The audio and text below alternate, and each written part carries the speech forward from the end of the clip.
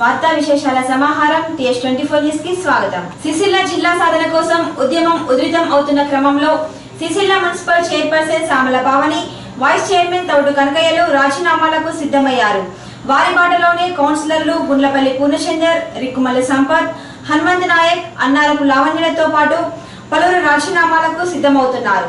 మంత్రి కేటీఆర్ బహిరంగ లేఖ నేపథ్యంలో జేఏసీ నాయకులు బహిరంగ చర్చకు రావాలంటూ అంబేద్కర్ చౌరస్తా వద్ద నిరసనకు దిగారు. ఉదయం నుండి సాయంత్రం వరకు బైఠాయించారు. ఈ నిరసనలో జేఏసీ నాయకులు చెక్కిల మహేష్ గౌడ్, కాముని వనిత, అంజయ్య, సత్తర్, రమేష్ తదితరులు పాల్గొన్నారు.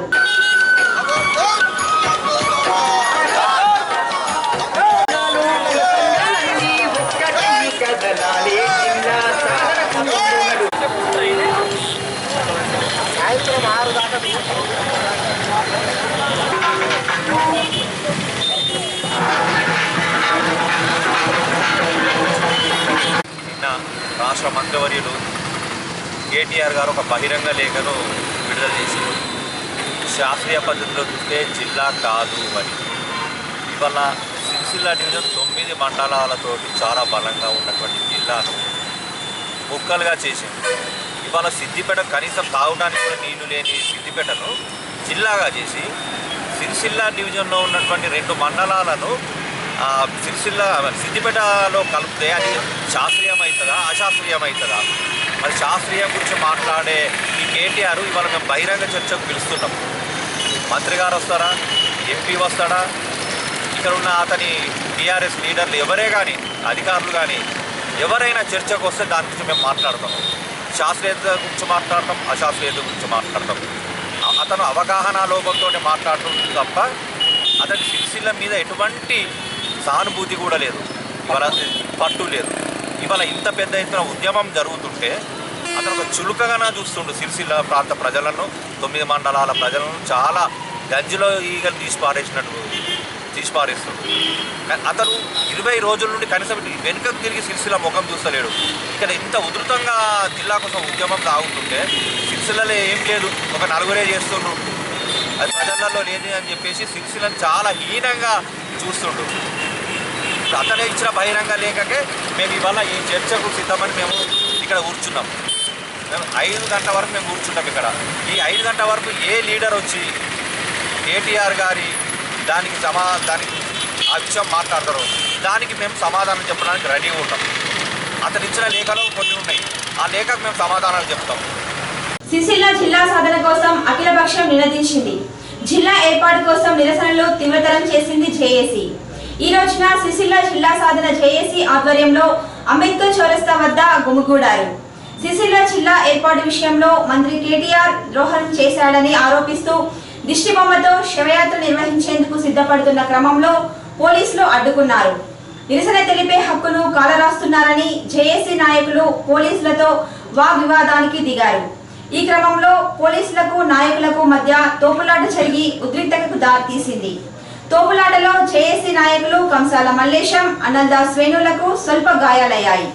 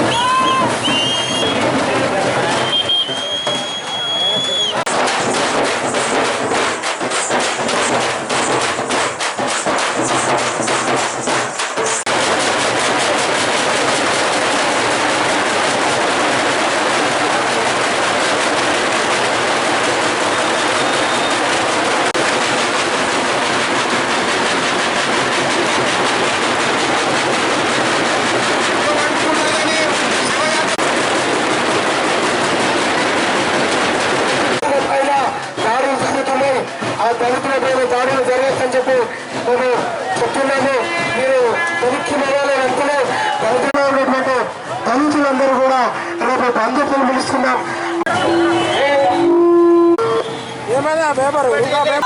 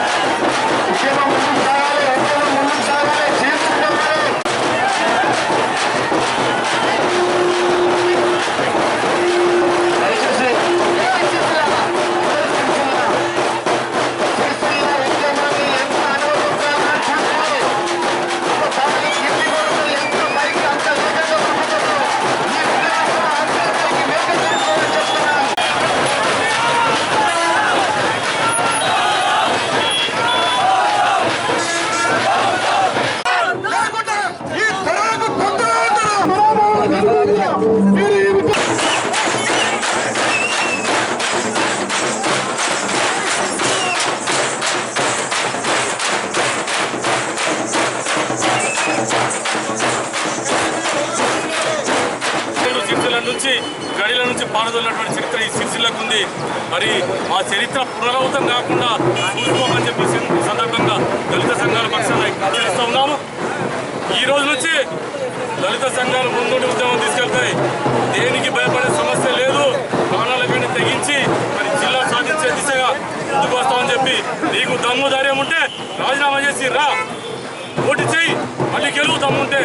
ఈరోజు చెప్తా ఉన్నారు కదా, మీరు పోటీ చేసి గెలవండి, మళ్ళీ రాజీనామా చేయండి. సిరిసిల్లలో పుట్టినటువంటి బిడ్డలకు ఈ సందర్భంగా విజ్ఞప్తి చేస్తూ ఉన్నా. ప్రజాప్రతినిధుల ద్వారా మీరందరూ రాజీనామా చేయండి, మళ్ళీ మిమ్మల్ని ఎక్కువ మెజార్టీతోటి గెలిపించుకుంటాం. అసలు పోటీ అనేది లేకుండా యూనివర్స్గా గెలుచుకుంటాం. కేటీఆర్ కాదు, ఎవరు అడ్డం వచ్చినా ఎవరిని పెట్టినా ఖచ్చితంగా మిమ్మల్ని గెలిపించుకొని తీరుతామని చెప్పి ఈ సందర్భంగా మీ అందరికీ నేను విజ్ఞప్తి చేస్తూ ఉన్నా. ఇక్కడ నుంచి ప్రజలలో ఉద్యమం లేదు అంటూ ఉన్నారు. ప్రజలలో ఉద్యమం కాదు, నువ్వు సిరిసిల్లకు రా, చర్చ పెట్టు, తెలుస్తుంది ఇక్కడ నుంచి ప్రజల నుంచి ఏం ఆశిస్తూ ఉన్నారు ప్రజలు. నువ్వు నమ్మించి మోసం చేసేటువంటి కార్యక్రమం చేస్తా ఉన్నావు. పెద్దపల్లి ఏంది, సిద్దిపేట అయింది. సిరిసిల్ల చరిత్ర తెలుసుకొని మాట్లాడండి. సిరిసిల్లలో జనాభా లేదో అంటూ ఉన్నారు. నీ సిద్దిపేట జిల్లా కోసం ముస్తాబాద్ ఉద్యమిస్తూ ఉంది. కేంద్రంలో ఉంటాం, నేను సిద్దిపేట వెళ్ళామని చెప్పి అటు ముస్తాబాద్ ఉద్యమిస్తూ ఉంది, ఇల్లంతా కూడా ఉద్యమిస్తాం. ఎవరైతే ఒప్పుకునే వాళ్ళని తీసుకుపోయి కలుపుతా ఉన్నావు. మరి సిరిసిల్లలో తీసుకొచ్చి కలుపు 4 మండలాలను కలిపే సత్తా లేదా? ఒక ముఖ్యమంత్రి కొడుకుగా ఉండి మీరు ఇంకో 4 మండలాలు తీసుకొచ్చి కలపండి. వాళ్ళు ఒప్పుకుంటలేరని మాట్లాడుతున్నారు. ఒప్పుకోలేని ముస్లామాబాద్ కలుపుకోలేదా? సిద్దిపేటలో ముస్లామాబాద్ కలుపుకుంటలేరా? ఇల్లంతా కూడా కలుపుకుంటలేరా? అట్లా కలుపుకొని చేసేటువంటి హరీష్ రావు గారికి అంటే మీరు ఏమైనా తక్కువనా అని చెప్పి ఈ సందర్భంగా హెచ్చరిస్తూ ఉన్నాను. ఇక్కడ ఎవరు కూడా ఊరుకునే పరిస్థితి లేదు. రేపటి నుంచి ప్రతి ఒక్క ఉద్యమకారుడు, ప్రతి ఒక్క సిరిసిల్ల బిడ్డలు రోడ్డు మీదకి వస్తారు. అంబేద్కర్ చౌరస్తా నుండి ర్యాలీగా బయలుదేరిన నాయకులు ఒక్కసారిగా మున్సిపల్ కార్యాలయంలోకి చర్చకు వెళ్లేందుకు ప్రయత్నించగా అప్పటికే భారీగా మోహరించిన పోలీసులు కార్యాలయం గేట్లు వేసి అడ్డుకునే ప్రయత్నం చేశారు. కార్యాలయంలోకి వెళ్లిన పలువురు నాయకులు చైర్పర్సన్ ఛాంబర్లోకి వెళ్లడానికి ప్రయత్నించడంతో పోలీసులు అడ్డుకున్నారు. కార్యాలయం లోపల బయట బైఠాయించిన నాయకులు మున్సిపల్ చైర్పర్సన్ తో పాటు కౌన్సిలర్లు రాజీనామాలు చేసి ఉద్యమంలోకి రావాలంటూ ఆందోళన కొనసాగించారు. రెండోసారి మంత్రి కేటీఆర్ దిష్టిబొమ్మను దగ్ధం చేశారు. టీఆర్ఎస్ కౌన్సిలర్ గుండ్లపల్లి పూర్ణచందర్ రాజీనామా చేసేందుకు సిద్ధంగా ఉన్నామని ఆందోళనకారులకు తెలిపారు. శాంతించిన నాయకులు గాంధీ చౌరస్తా వరకు ర్యాలీ నిర్వహించారు. రోడ్డుపై బైఠాయించి రాస్తారోకో చేశారు.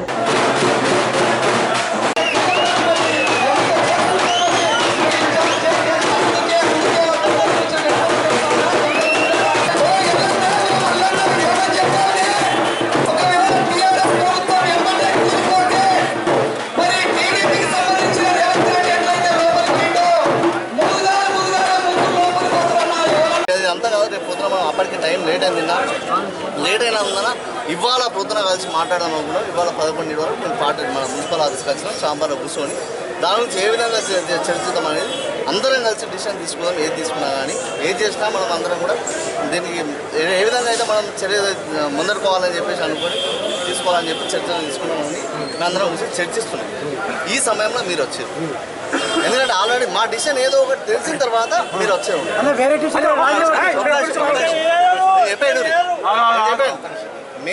మేము చేస్తామా ఏమా అనేది మాది మీకు సంబంధం లేదు. మా చర్చ జరిగిన తర్వాత మేము నిర్ణయం తీసుకోవాలి కదా.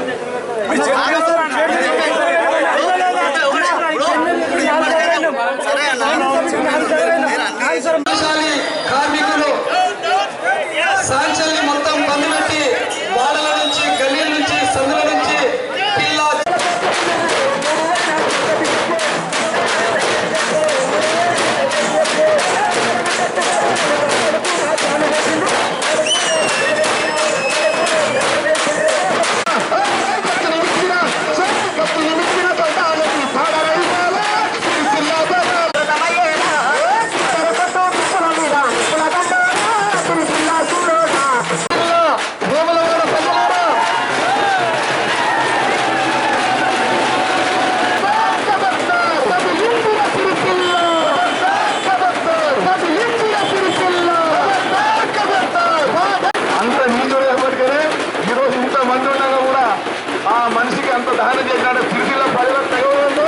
సెస్ వైస్ చైర్మన్ లక్షటి శ్రీనివాస్ ఇంటిని సెస్ కార్యాలయాన్ని ముట్టడించిన నాయకులు ఆందోళన కార్యక్రమాలు నిర్వహించారు.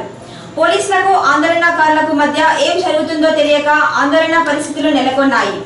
విసిగి వేసారిన పోలీసులు ఏం చేసుకుంటారో చేసుకోమంటూ వదిలేయడంతో సెస్ కార్యాలయం నుండి వెనుతిరిగారు. సిరిసిల్ల జిల్లా ఏర్పడేదాకా తమ ఆందోళనలు కొనసాగుతాయని జేఏసీ నాయకులు ఆవనూరి రమాకాంతరావు, సంగీతం శ్రీనివాస్, ఆడపు రవీందర్, కత్తెర దేవదాస్ తెలిపారు. ఈ నిరసన కార్యక్రమంలో భారీ సంఖ్యలో జేఏసీ నాయకులు పాల్గొన్నారు.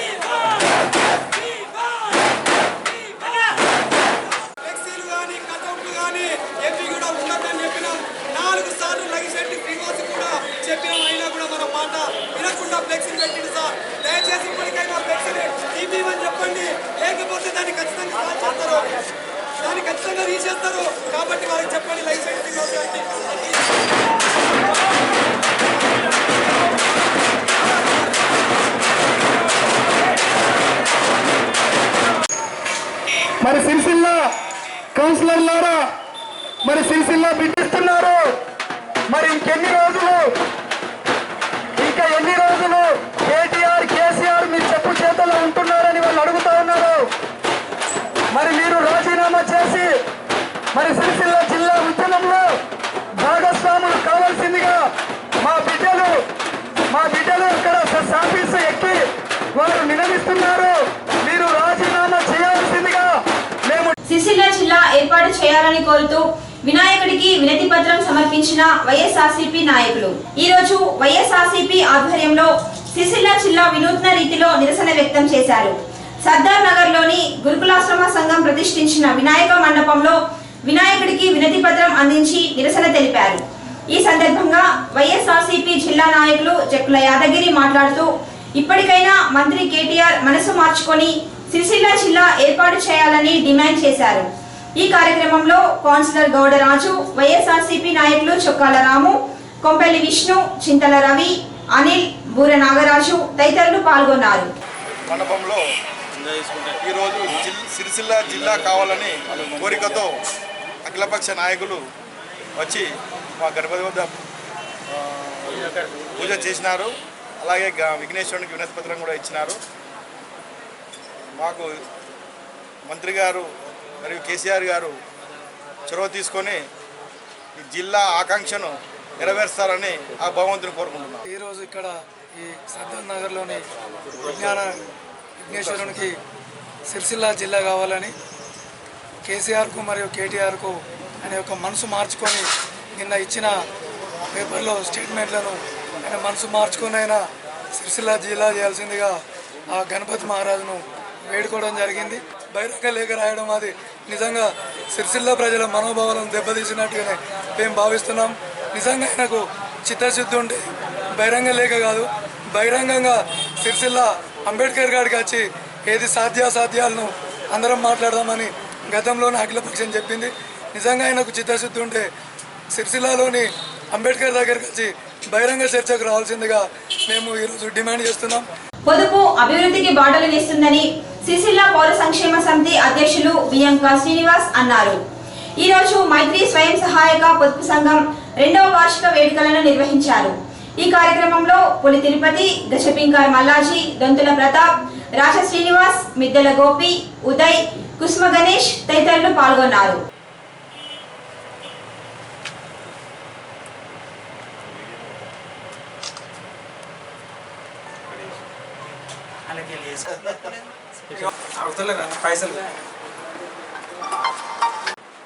మైత్రి స్వయం సహాయక పొదుపు సంఘం ఏర్పరచుకొని పురుషులది పొదుపు సంఘం ఏర్పరచుకొని 2 సంవత్సరాలు అవుతుంది. మేము ఇప్పటి వరకు ఒక 50,000 రూపాయలుగా మేము జమ చేసుకోవడం జరిగింది. ఒక 10,000 రూపాయలు మాకు ఇంట్రెస్ట్ రావడం జరిగింది. మేము ఈ తక్కువ వడ్డీతోని మేమే ఇందులో పడిన 10 మందిని వడ్డీలోకి ఇచ్చుకోవడం మేమే చేసుకోవడం జరుగుతుంది. మా యొక్క రానున్న రోజుల్లో పడ్డ మేము దీన్ని విస్తరించి చిన్న వ్యాపారం చేసుకొని దీన్ని వ్యాపారపరంగా అభివృద్ధి చెందాలని మేము నిర్ణయించుకున్నాం. అది ముఖ్యంగా మా నుంచి వెళ్ళి పేద ప్రజలకు కూడా సాయం చేస్తాం. ఏ విధంగా సాయం చేస్తామంటే ఒక టెంట్ సామాను తీసుకుంటాము. కొంతమంది ఆర్థికంగా లేని వారికి పేదవారికి ఉచితంగా ఇచ్చుకుంటూ కొంత తక్కువ డబ్బులకు మేము టెంట్ సామాను కూడా సప్లై చేసుకుంటూ ప్రజలకు సేవ చేసుకుంటూ మా లోపల కూడా మేము కూడా అభివృద్ధి చెందేందుకు చేయాలని మేము నిర్ణయించుకున్నాము. అతి త్వరలో మేము బ్యాంకు లోన్లు కూడా మేము అర్థించుకొని మా ఆర్థిక స్తోమతకు బ్యాంకు ఆర్థిక స్తోమతకు 2 జమ చేసుకొని మేము చిరు వ్యాపారం చేయాలనుకుంటున్నాము. కాబట్టి మాలాగా పట్టణ ప్రజలు కూడా సంఘాలు ఏర్పరచుకొని అభివృద్ధి చెందాలి. ప్రభుత్వ పథకాలకు మీద ఆశపడి ఉండద్దు. మనం కూడా ఎదుగుతాము అనేందుకు నిదర్శనంగా మేము 2 సంవత్సరాల నుంచి నడిపించుకున్న మా యొక్క పొదుపు సంఘమే అందరికీ నిదర్శనం చెప్పాలి. కొండ నాలికకు మందేస్తే ఉన్న నాలిక ఓడిందన్న చందంగా మారింది చేనేత రంగం పరిస్థితి. ప్రత్యేక ప్యాకేజీలతో వస్త్ర పరిశ్రమ అభివృద్ధికి రాష్ట్ర ప్రభుత్వం చొరవ తీసుకుంటుందని భావిస్తున్న క్రమంలో అసలుకే ఎసరు తెచ్చేలా ప్రభుత్వం వ్యవహరిస్తుంది. చేనేత జౌళి శాఖ పారిశ్రమ శాఖలో విలీనం చేస్తూ రాష్ట్ర ప్రభుత్వం నిర్ణయం తీసుకోవడం పట్ల పారిశ్రామిక వర్గాలు ఆందోళన మొదలైంది. ఈ పరిణామాలపై TS24 న్యూస్ ప్రత్యేక కథనం. ప్రత్యేక శాఖ ఉన్నప్పుడే చేనేత వస్త్ర పరిశ్రమ పరిస్థితి అగమ్య గోచరంగా ఉంది. ఈ పరిస్థితుల్లో ఉన్న శాఖను ఎత్తివేసి భారీ పరిశ్రమలో విలీనం చేయడం ఏ మేరకు సమంజసమని పరిశ్రమ వర్గాలు ప్రశ్నిస్తున్నాయి. ప్రభుత్వ నిర్ణయం వల్ల సిరిసిల్ల వస్త్ర పరిశ్రమపై తీవ్ర ప్రభావం చూపుతుందని ప్రస్తుతం చర్చనీయాంశంగా మారింది. 40,000 పైచిలుకు మరమగ్గాలు, సైజింగ్, డైయింగ్ అనుబంధ పరిశ్రమలతో పాటు రాష్ట్రంలోని మొట్టమొదటి టెక్స్టైల్ పార్కు, 1,500 ఆధునిక మరమగ్గాలు, అనుబంధ పరిశ్రమలతో రాష్ట్రంలో వస్త్ర పరిశ్రమకు ప్రధాన కేంద్రంగా ఉంది. తెలంగాణ రాష్ట్రం ఏర్పడిన తర్వాత పరిశ్రమలు కొత్త ఊపుకు ఇచ్చేందుకు ప్రభుత్వం చొరవ తీసుకుంటుందని పారిశ్రామిక వర్గాలు భావించారు. దీనికి అనుగుణంగా ప్రభుత్వం చేనేత జౌళి శాఖ ద్వారా పలు సమావేశాలను ఏర్పాటు చేశారు. ఈ సమావేశాల ద్వారా ప్రత్యేకంగా పరిశ్రమలకు ఒరిగిందేమీ లేదు. టెక్స్టైల్ పార్క్ యూనిట్లకు సంబంధించి విద్యుత్ సబ్సిడీ, నేత కార్మికులకు రుణమాఫీ ప్రభుత్వం ప్రత్యేకంగా అందించింది. చేనేత జౌళి శాఖను వేరు చేసే ప్రతిపాదనలు పరిశ్రమ వర్గాల నుండి వచ్చాయి. జౌళి శాఖను ప్రత్యేకంగా ఏర్పాటు చేస్తే కరీంనగర్, సిరిసిల్లతో పాటు పరిశ్రమ విస్తరించిన వరంగల్, నల్గొండ జిల్లాలలోని వస్త్ర పరిశ్రమ అభివృద్ధికి అవకాశాలు ఉంటాయని భావిస్తూ వస్తున్న క్రమంలో ప్రభుత్వం ఏకంగా చేనేత జౌళి శాఖను ఎత్తివేసి భారీ పరిశ్రమ శాఖలో విలీనం చేయడంతో పారిశ్రామిక వర్గాలు నివ్వెరపోతున్నాయి. ప్రత్యేకంగా శాఖ ఉన్నప్పుడే తగిన ప్రోత్సాహం లేక చేనేత పరిశ్రమ సమస్యలతో కొట్టుమిట్టాడుతుంది. ఇటు కేంద్ర ప్రభుత్వం ద్వారా పరిశ్రమకు అందిస్తున్న ప్రోత్సాహకాలు అందుతున్న పరిస్థితి లేదు. ఈ పరిస్థితుల్లో పరిశ్రమ అభివృద్ధికి ప్రత్యేక నిధులను అందించి జౌళి శాఖను పటిష్టం చేయాల్సిన ప్రభుత్వం ఏకంగా జౌళి శాఖను ఎత్తివేయడం పారిశ్రామికులకు తీవ్రంగా ఆందోళనకు గురిచేస్తుంది. ప్రత్యేకంగా శాఖ ద్వారా సేవలను విస్తరించాల్సిన సమయంలో పరిశ్రమ మనుగడను ప్రశ్నార్థకం చేసేలా గుట్టుచప్పుడు కాకుండా జౌళి శాఖను భారీ పరిశ్రమల శాఖలో విలీనం చేయడం చర్చనీయాంశంగా మారింది. సిరిసిల్ల నియోజకవర్గం నుండి ప్రాతినిధ్యం వహిస్తున్న కేటీఆర్ సిరిసిల్ల నేత పరిశ్రమ పరిస్థితిని ప్రత్యక్షంగా చూశారు. ప్రస్తుతం చేనేత జౌళి శాఖను చూస్తున్నది కేటీఆర్. పరిశ్రమకు మంచి రోజులు వస్తాయని భావించిన క్రమంలో భారీ పరిశ్రమల శాఖ మంత్రిగా కూడా బాధ్యతలు నిర్వహిస్తున్న కేటీఆర్ జౌళి శాఖను కలిపేసుకోవడం కాకతాళీయమేనా? తమ కష్టాలు తీర్చాల్సిన వారే కష్టాలు కొనితేస్తుంటే తమ గోడు ఎవరికి చెప్పుకోవాలంటూ వాపోతున్న పరిస్థితి. ప్రభుత్వం నిర్ణయం ఏ మేరకు ఫలితాలనిస్తుందో వేచి చూడాల్సి ఉంది. ఈ వార్తలు ఇంతటితో సమాప్తం. తిరిగి ప్రసారమయ్యే TH24 న్యూస్ లో మళ్ళీ కలుద్దాం. అంతవరకు సెలవు, నమస్కారం.